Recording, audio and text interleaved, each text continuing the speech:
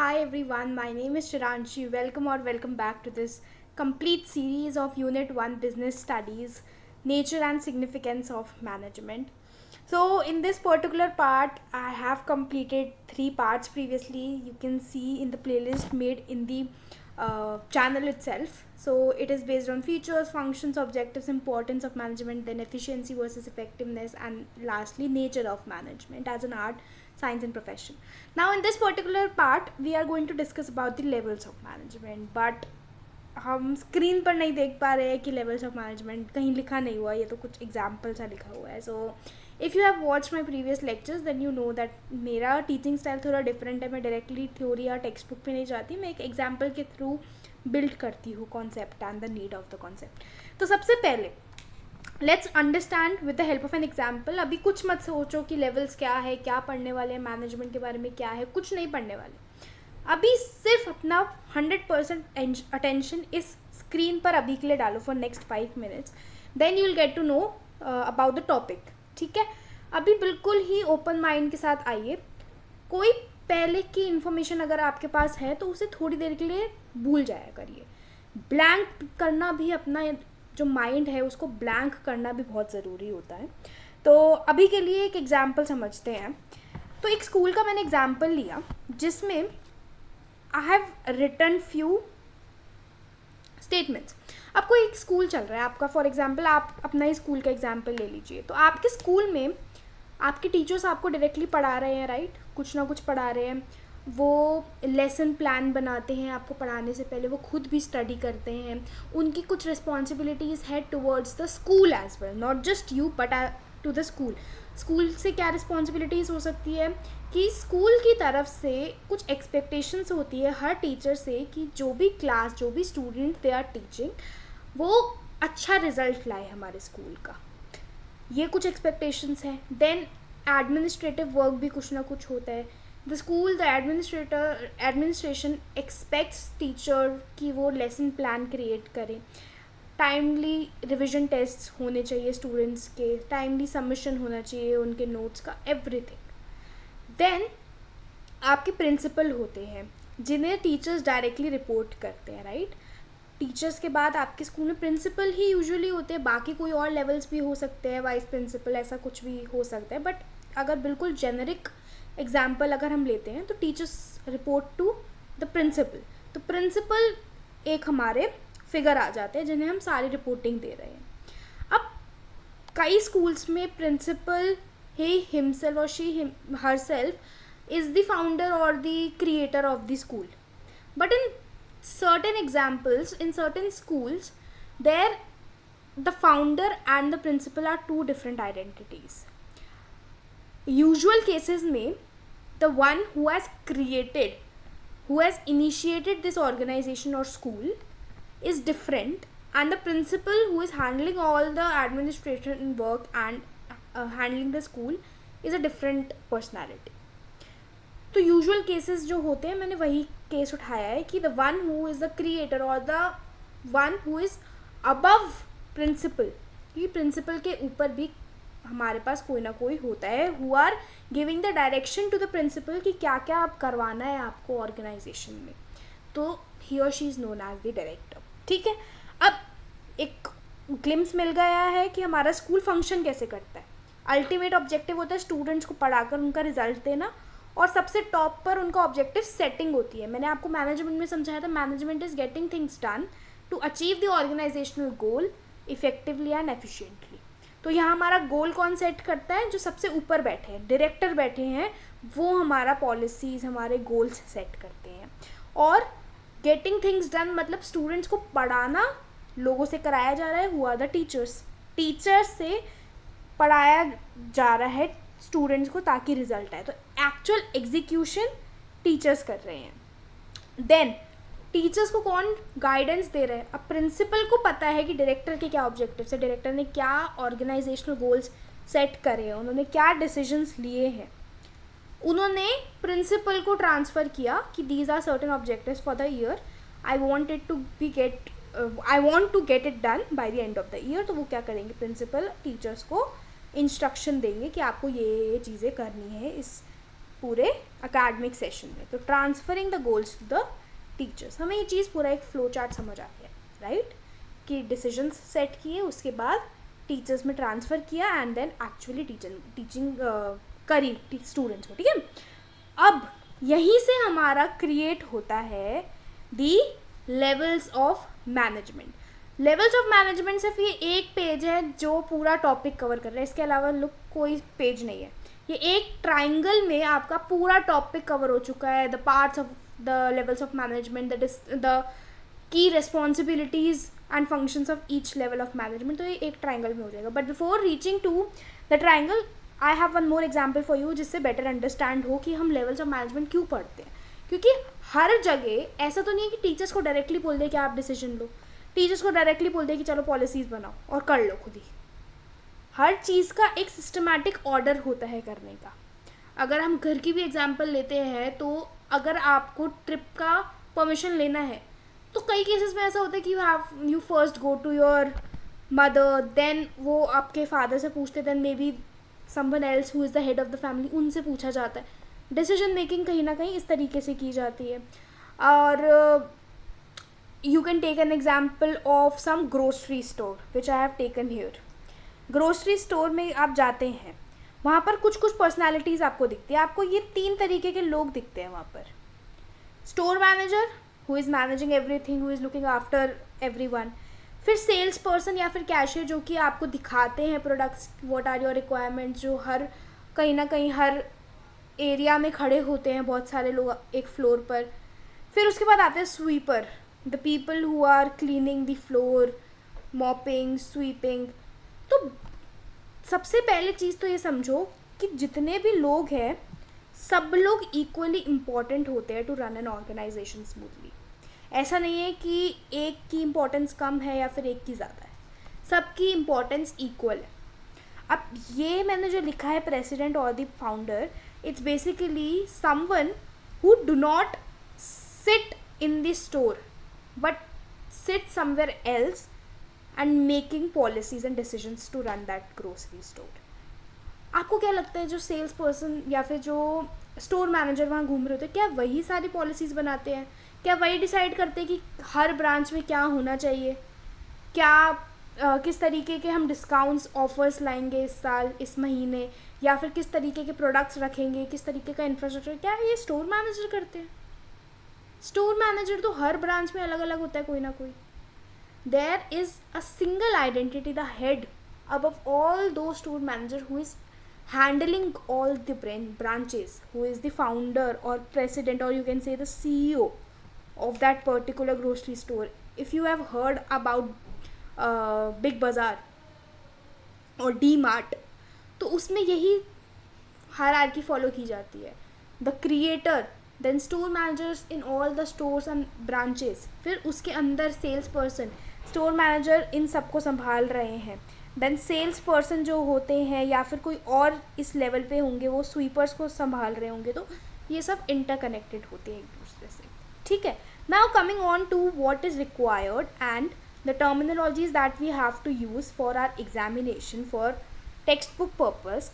3 तरीके के लेवल्स होते हैं हमारे, top level, middle level and then operational level. इसे हम सुपरवाइजरी लेवल भी बोलते हैं, फ्रंटलाइन लेवल भी बोलते हैं, लोअर लेवल भी बोलते हैं। तो ऐसे याद रखो, top, middle, lower, that's it. सबसे पहले टॉप पे आते हैं।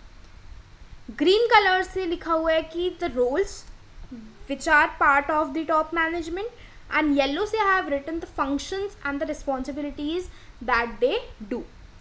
तो टॉप पे सबसे पहले तो टॉप मोस्ट, जितने भी टॉप मोस्ट होते हैं ना, अब क्या होता है ना कि हर ऑर्गेनाइजेशन की hierarchy, the name that they give to a particular designation and role, they varies। ये चीज़ें वेरी करती है from company to company, from organization to organization, it varies, ठीक है। तो देयर नेम्स ऑल्सो वेरी, ठीक है। तो किसी कंपनी में टॉप मोस्ट हो सकता है पार्टनर हो, या फिर किसी कंपनी में टॉप मोस्ट हो सकता है प्रेसिडेंट हो, किसी कंपनी में टॉप मोस्ट हो सकता है CEO, किसी कंपनी में टॉप मोस्ट हो सकता है फाउंडर, किसी कंपनी में डायरेक्टर टॉप मोस्ट नहीं हो सकता, वो नीचे हो सकता है। तो ये जो रोल्स एंड डेजिग्नेशंस है ना, दे वेरी, ठीक है। तो आपको बस अपने एग्ज़ाम पॉइंट ऑफ व्यू के लिए ये समझना है कि ऑर्गेनाइजेशन का जो सबसे टॉप मोस्ट होते हैं ना, वो आपके पार्ट ऑफ ऑर्गेनाइजेशन होते हैं. और सबसे important for exam point of view is these chiefs. Chief marketing officer, chief finance officer, chiefs जो होते हैं ना, ये तो 101% चाहे कोई भी ऑर्गेनाइजेशन ले लो आप, वो टॉप पर ही होते हैं. चीफ्स कभी नीचे लेवल्स पे हो ही नहीं सकते. और यही आपका इंपॉर्टेंट पॉइंट बनता है आपके एग्जाम के लिए. ठीक है, क्या क्या इनकी रिस्पॉन्सिबिलिटीज़ होती हैं, although I have discussed in the previous slide, but यहाँ पर और अच्छे से देख लेते हैं. ये आपको एक्चुअल में एग्जाम में लिख कर आना है. ये मैंने आपको हेडलाइंस दे दी. आप अगर अपनी बुक गो थ्रू करेंगे, रीड करेंगे, तो आप इसके आगे सब पॉइंट्स भी अपने बना सकते हैं to gain the marks. Obviously आप अगर ये 4 पॉइंट्स लिख कर आ जाओगे तो इससे आपके मार्क्स नहीं मिलेंगे. You have to explain each and every point. जब भी ना एग्जाम में क्वेश्चन आता है लेवल्स ऑफ मैनेजमेंट का, I am talking about the board exam students, not for CUET. जब भी लेवल्स ऑफ मैनेजमेंट पे कोई भी क्वेश्चन आएगा, even they are asking for the functions of middle management, ये ट्राइंगल बना के आ जाना. ये ट्राइंगल लर्न कर लो, ये बनाकर आ जाना हर क्वेश्चन में लेवल्स ऑफ मैनेजमेंट के. इसका तो बहुत ही इंपॉर्टेंट रोल है. बस क्या लिखना है, टॉप लिख दो, ग्रीन से कुछ 2-3 पॉइंट्स लिख दो, ये 2-3 पॉइंट्स लिख लो. आप ये स्क्रीनशॉट ले सकते हो और you can find the link of my notes in the description below as drive link. आप वहाँ से भी ये नोट्स ले सकते हैं.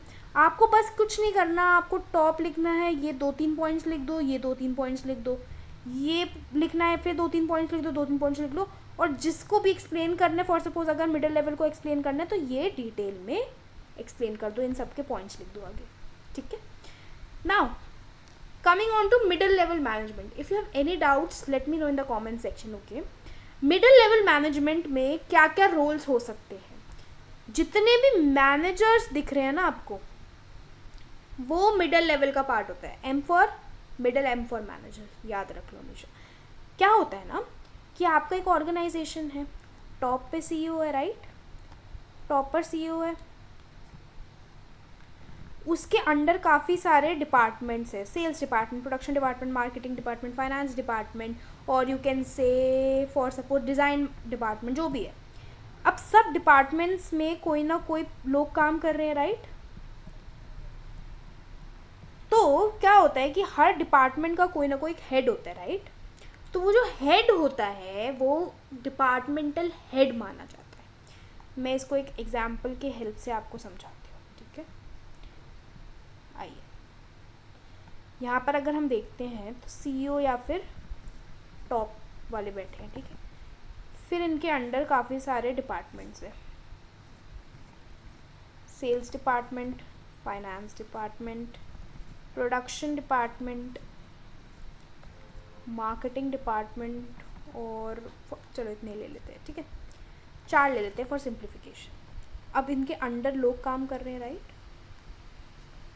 लोग काम करेंगे, बट इन लोगों को संभालने के लिए इतने सारे मल्टीपल लोग होते हैं, 100+ लोग हर डिपार्टमेंट में कोई ना कोई काम कर रहा होता है. तो उनको हैंडल करने के लिए कोई तो चाहिए हमें. ये तो डिपार्टमेंट के नेम्स लिखे हैं मैंने, राइट. तो उनको कौन संभालता है, वो हेड होता है. सेल्स डिपार्टमेंट का सेल्स हेड होगा, फाइनेंस डिपार्टमेंट का फाइनेंस हेड होगा, या फिर हेड को आप मैनेजर भी बोल सकते हो. फाइनेंस हेड हो गया, प्रोडक्शन मैनेजर हो गया, या फिर मार्केटिंग मैनेजर हो गया. तो this person is responsible for that particular department. अब हर डिपार्टमेंट में कुछ ना कुछ प्रोजेक्ट्स होते हैं, या फिर दे आर सब डिवाइडेड इनटू समथिंग और the other.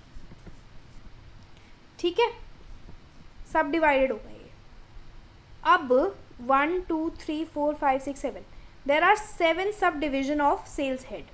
For suppose online sales, offline sales, something else, something else, something else. अब क्या होगा ना कि हर डिपार्टमेंट के लिए हमने कोई ना कोई सेलेक्ट किया हुआ है कि ऑनलाइन के लिए एक टीम होएगी, ऑफलाइन के लिए एक टीम होएगी, कोई तीसरा डिपार्टमेंट है तो उसकी एक टीम होएगी. तो ये टीम हमने बना दी है. तो उस टीम को हैंडल करने के लिए भी कोई हेड होगा, जिसे हम बोलते हैं टीम लीड, या फिर प्रोजेक्ट मैनेजर, ये तो मैंने आपको सब डिवीज़न किया था, सब डिवीज़न प्रोजेक्ट के बेसिस पे भी हो सकता है, प्रोजेक्ट लीड हो गया। तो आपको समझ आ रहा है किस तरीके से आपका ऑर्गेनाइजेशन चल रहा है, ये पूरा ऑर्गेनाइजेशन है अपना। तो ये हमारे टॉप हो गए, ये थोड़ा डार्क हो गया ना, ये हमारे टॉप हो गए, ये हमारे मिडल हो गए, राइट, और ये हमारे लोअर हो गए। अब आप पूछोगे कि मैम हम भी तो अगर फ्यूचर में जाके किसी कंपनी में काम करेंगे तो हम डायरेक्टली प्रोजेक्ट लीड और टीम लीड तो नहीं बन जाएंगे, हम कुछ तो काम करेंगे ना, तो हम किस पोजीशन पे जाएंगे? यहाँ तो आपने ऑर्गेनाइजेशन ख़त्म कर दिया। मैंने ऑर्गेनाइजेशन ख़त्म नहीं किया है, मैंने क्या बोला है कि ये जो डिपार्टमेंट्स बने हैं उनको सब डिवाइड किया मैंने टीम्स में, टीम्स या फिर प्रोजेक्ट सब डिवीज़न हुआ। हर एक सब डिवीज़न का मैंने एक हेड बनाया है। अब हेड बनाया है, वो अकेला तो उस पर्टिकुलर प्रोजेक्ट को, उस पर्टिकुलर डिपार्टमेंट का जो काम है उसको अकेले तो नहीं करेगा, ऑब्वियसली उसके अंडर लोग काम करेंगे, और वही लोग हम जैसे लोग होते हैं, जो कि तुम लोग होने वाले हो आफ्टर ग्रेजुएशन, जब whenever you get a corporate job. तो यहाँ ये हमारे एम्प्लॉयज़ होते हैं, समझ आया? हु एक्चुअल वर्क, इनसे काम करवाया जाता है अल्टीमेटली, और यहाँ ऑर्गेनाइजेशन एंड हो जाता है। तो अगर ओपनली देखें तो मैनेजमेंट में 4 लेवल्स होते हैं। टॉप, जहाँ पर सीईओ प्रेसिडेंट डिसीजन मेकिंग होती है। मिडिल, जहाँ पर आपके डिपार्टमेंटल मैनेजर्स एंड हेड्स होते हैं। लोअर, जिसमें आपके प्रोजेक्ट रिलेटेड हेड्स और डिपार्टमेंटल प्रोजेक्ट ओरिएंटेड मैनेजर्स होते हैं। और सबसे लास्ट होता है एम्प्लॉय लेवल, जो कि हम यूजुअली पढ़ते नहीं हैं, हमने हमारी बुक्स में नहीं पढ़ते, बिकॉज दिस इज़ सपोज्ड कि अज्यूम करते हैं हम कि दिस इज़ अंडरस्टूड कि एम्प्लॉयज़ उनके अंडर काम करते हैं। हम मेन इन 3 के बारे में बात करते हैं। तो coming on to our triangle, ये समझ आ गया हमें कि ये जनरल मैनेजर, कितने भी मैनेजर की आप बात कर दो वो हमारे मिडिल लेवल पे आएंगे। लेकिन अगर टीम मैनेजर, ऑल्दो ऐसी कोई टर्म होती नहीं है, बट टीम ओरिएंटेड आ गया तो वो ऑपरेशनल में आ जाएगा। लेकिन अगर डिपार्टमेंटल ओरिएंटेड आ गया तो वो मिडिल में आ जाएगा। ठीक है, मिडिल का क्या काम होता है? सबसे पहले तो ऑब्वियसली ये फर्स्ट है, ये थर्ड है, तो इन दोनों के लिंक कौन करेगा? ये बीच वाला। तो this level is the mediator between both the levels. ये क्या करते हैं? ये टॉप की सुनते हैं, वो होता है ना बीच में फंसने वाला इंसान, वो है ये कि टॉप की सुनते हैं, लोअर को देते हैं, इनकी कोई प्रॉब्लम हुई तो वो सुनते हैं, टॉप को देते हैं। तो ये एक तरीके का मीडिएटर की तरह काम करते हैं। ये ट्रांसलेट करते हैं जो गोल टॉप ने बना दिए, टॉप मैनेजमेंट ने जो गोल्स और डिसीजंस मेकिंग पॉलिसीज़ बना दी है, अब और तो कोई उसको चेंज नहीं कर सकता। ऑपरेशनल और मिडिल वालों का बस ओपिनियन लिया जाता है, लेकिन final calling, final decision making यहाँ की जाती है। तो ये अपने गोल्स बता देंगे कि हाँ हाँ हमने ये गोल्स बना दिए, अब काम करना शुरू कर दो। ये एक्चुअल टॉप वाले एक्चुअल काम नहीं करते हैं। एक्चुअल काम तो ये जो नीचे के है ना, ये करते हैं। सबसे ज़्यादा ये एक्सप्लॉइट किए जाते हैं। Anyways, translates the goal into workable daily tasks. Daily task में डिवाइड कर देते हैं, उनको एक्सप्लेन कर देते हैं। ऑपरेशनल लेवल को basically explain the operational level.